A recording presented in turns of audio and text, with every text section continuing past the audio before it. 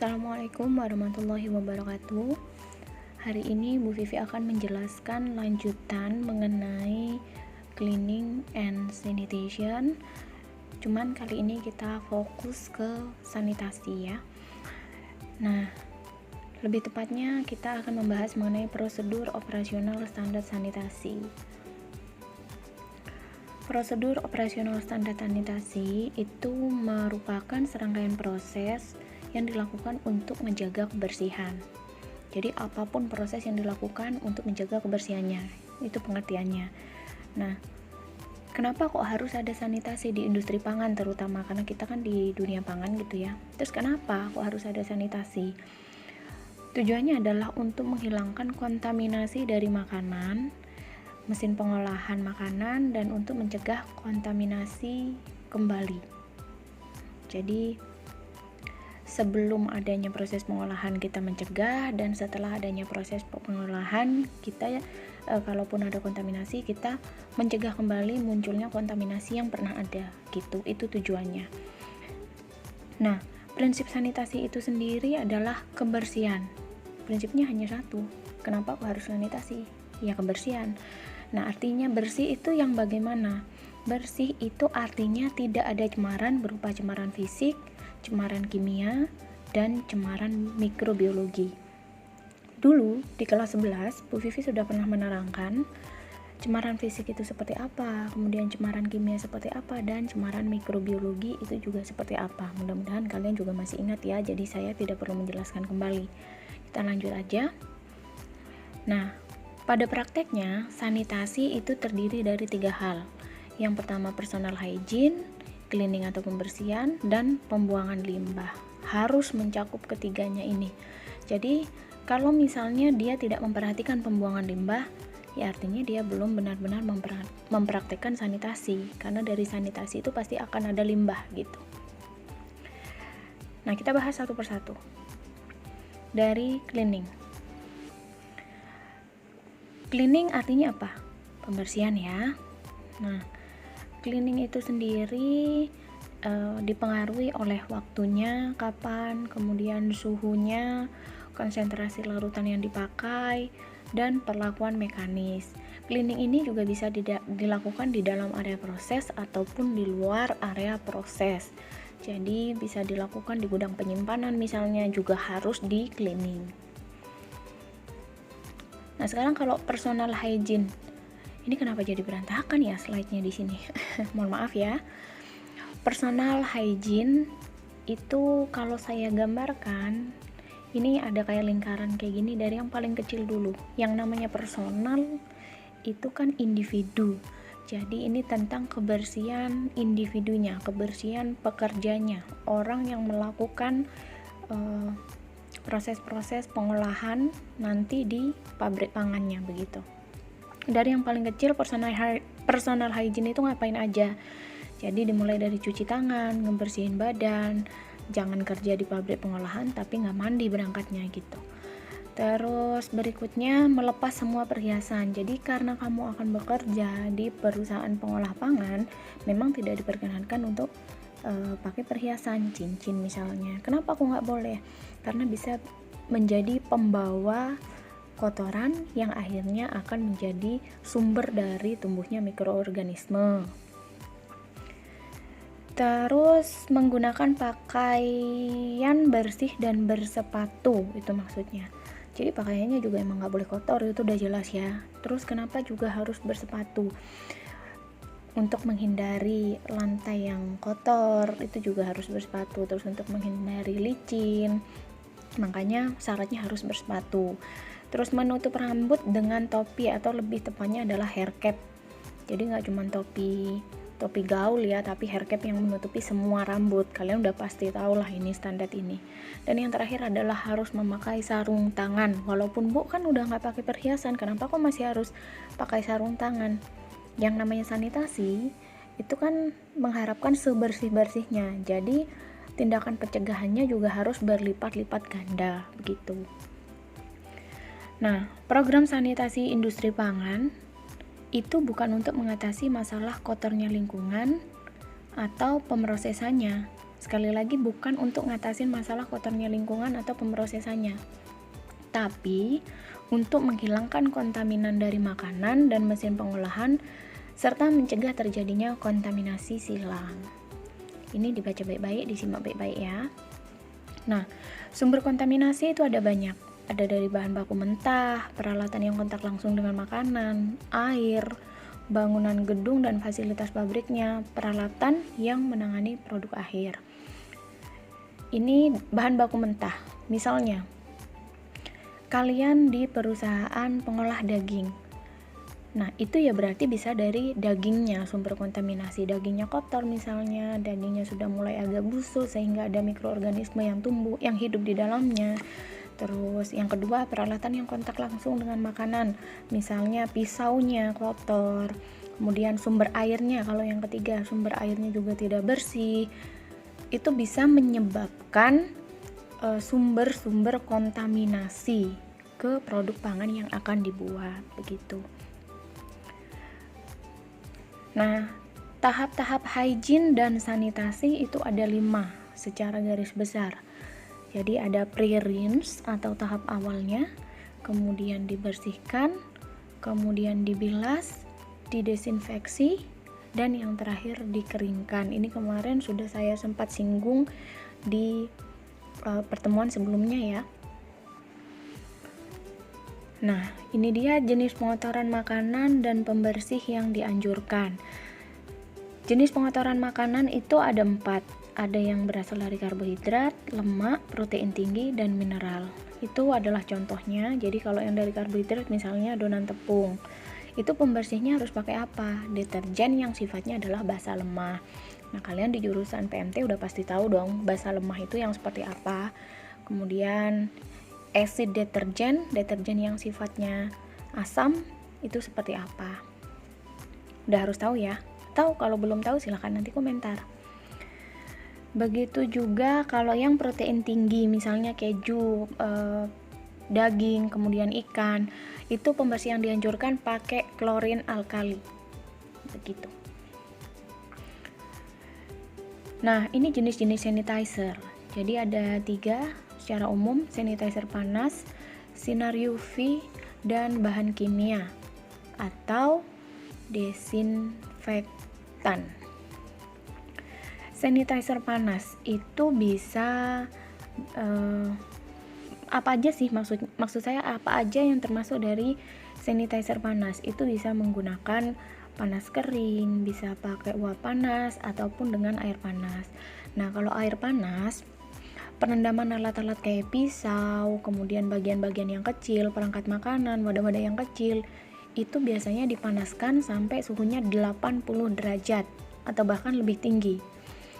Itu namanya sterilisasi panas, biasanya kita menyebutnya kayak gitu.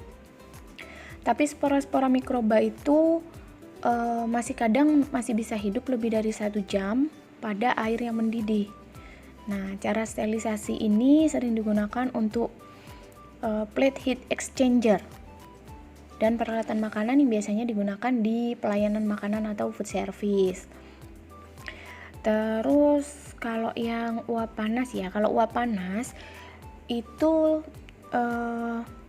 biasanya dengan menggunakan uap mengalir, suhunya antara 170 derajat Fahrenheit atau kalau diselsiuskan sekitar 76,7 selama 15 menit, atau kalau mau waktunya dipersingkat berarti suhunya dinaikkan jadi 93,3 derajat Celcius.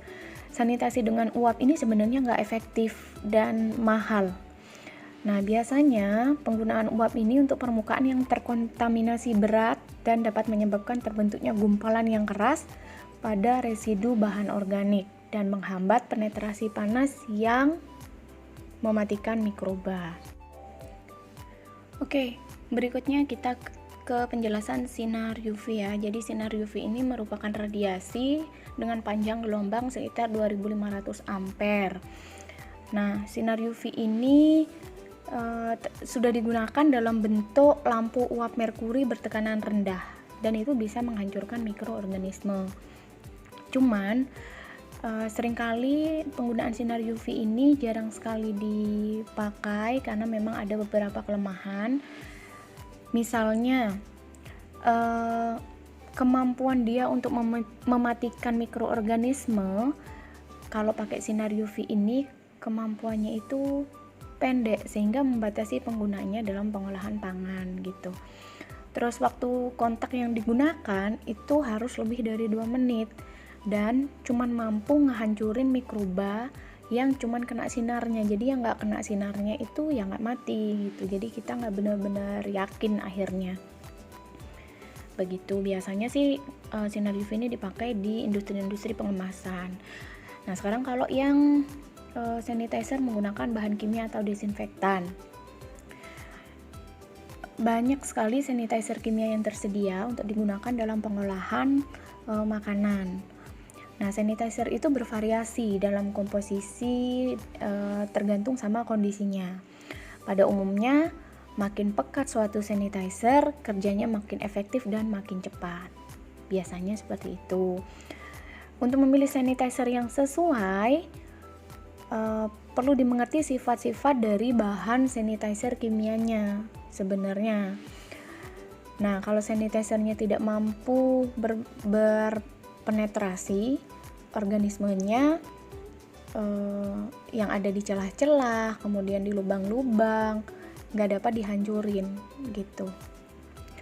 Biar sanitizer yang dicampurkan dengan bahan pembersihnya itu bekerja efektif, maka suhu larutan pembersihnya harus 55 derajat Celcius atau lebih rendah.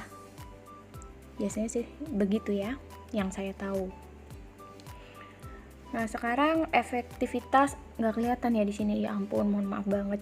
Efektivitas desinfektan. Desinfektan itu dibilang efektif kalau gimana? Jadi tergantung sama jenis dan konsentrasinya.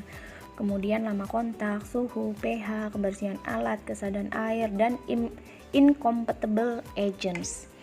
Saya jelaskan satu-satu secara umum aja ya.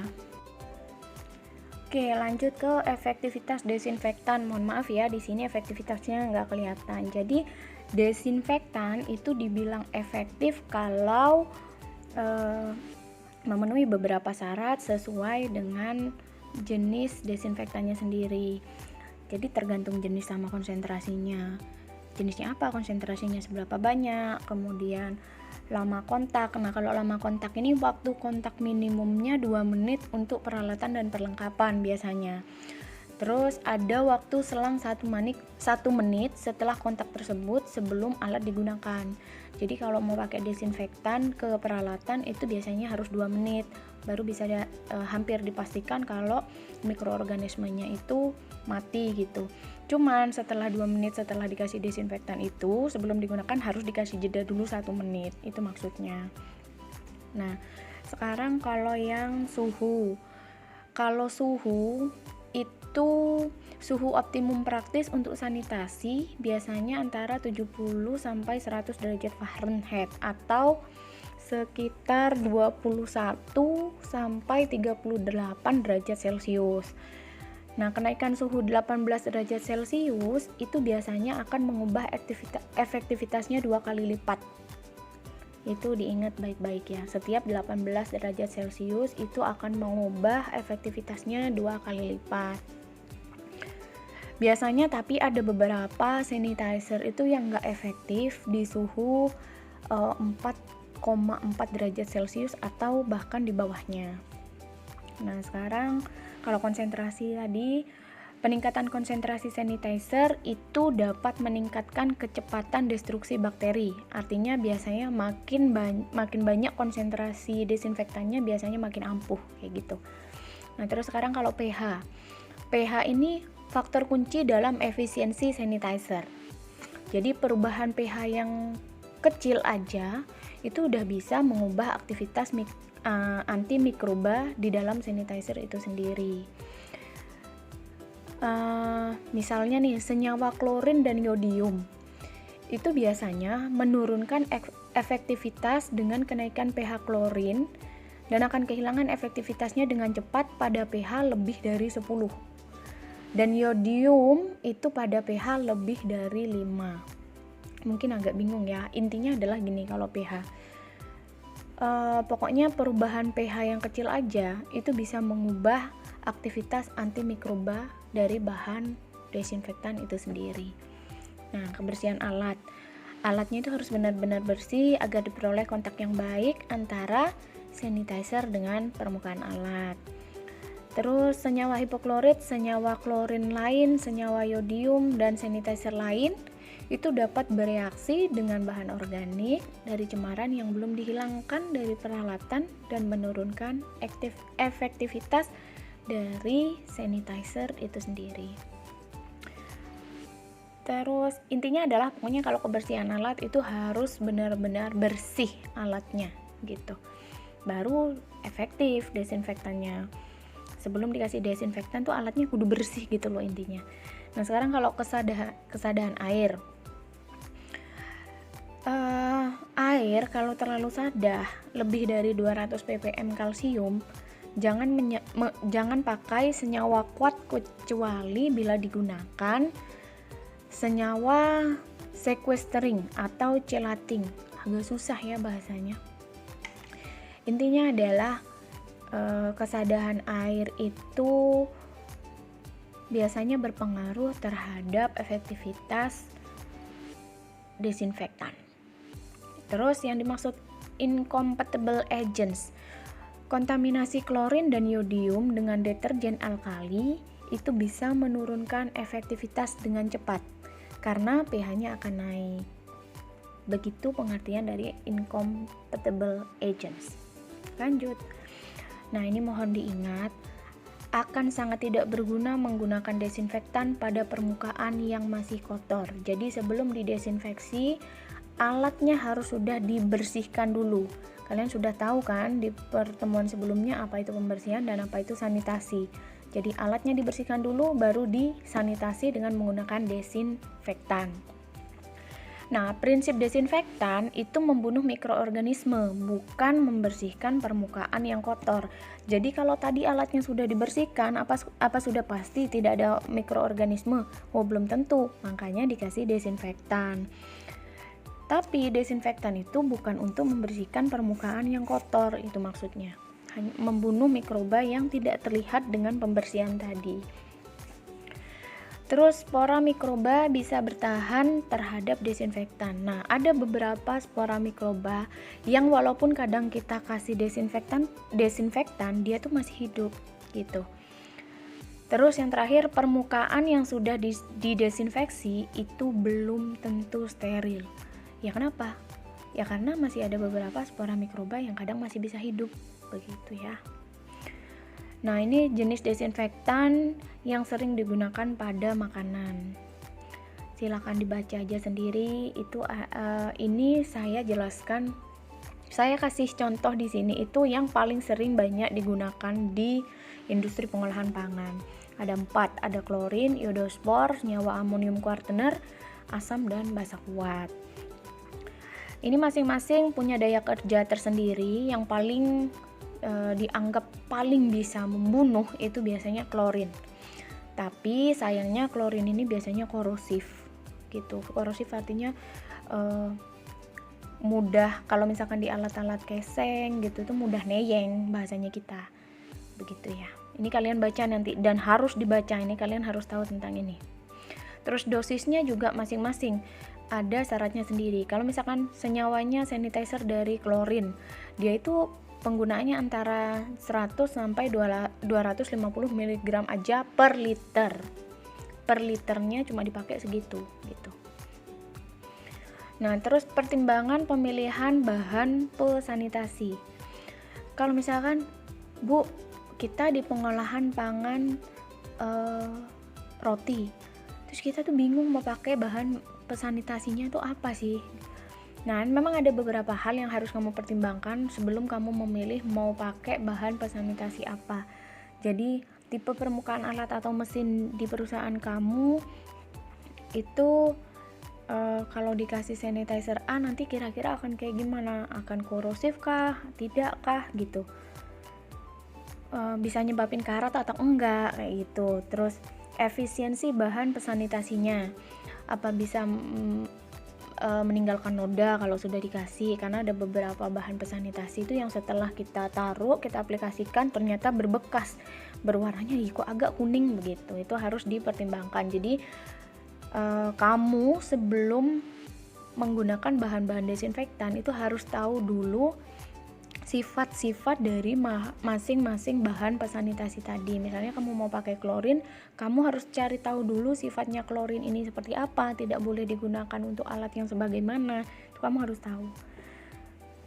Ini ada beberapa pertanyaan di sebelah kanan yang bisa dipertimbangkan untuk pemilihan bahan pesanitasi. Nah, tugas kalian adalah bacalah mengenai proses sanitasi yang berdasar pada SPO sanitasi atau SSOP. Materinya sudah saya upload di Classroom, itu ada di BSE modul bacaannya. Baca halaman 70-93 khusus untuk proses sanitasinya. Tapi alangkah baiknya lagi kalau kalian baca-baca, ya tidak perlu dihafal juga. Saya hanya perlu kalian belajar kali ini membaca saja. Secara lengkap tentang cleaning dan sanitasi itu bisa dibaca mulai dari halaman 9 di BSE modul yang saya sudah upload. Begitu saja tugas dari saya. Kemudian ini tugas yang pertama adalah membaca. Tugas yang kedua, kalian buat komentar di YouTube saya untuk membuat pertanyaan sehubungan dengan yang saya jelaskan. Karena pasti banyak sekali dari kalian yang belum mengerti yang tadi saya jelaskan. Selamat belajar!